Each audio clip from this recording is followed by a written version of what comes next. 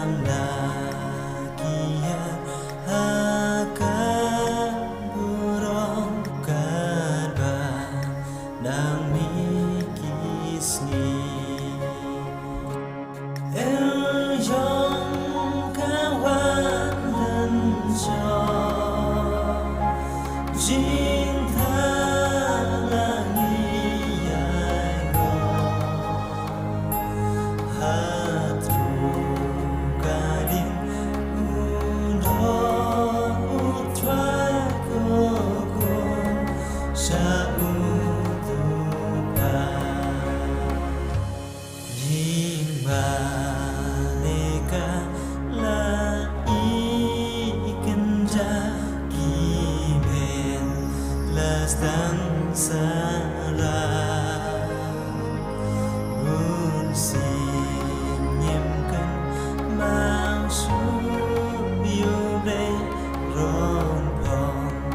berteknikwa El yung kawanan siya Cinta langiyay ko Hatu kaling uno utray ko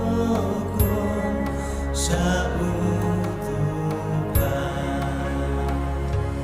Long milong pakajing kali Beki belatuli Kiano naka cinta rais liu jinggi sniba ijli El yung kawanan siya Cinta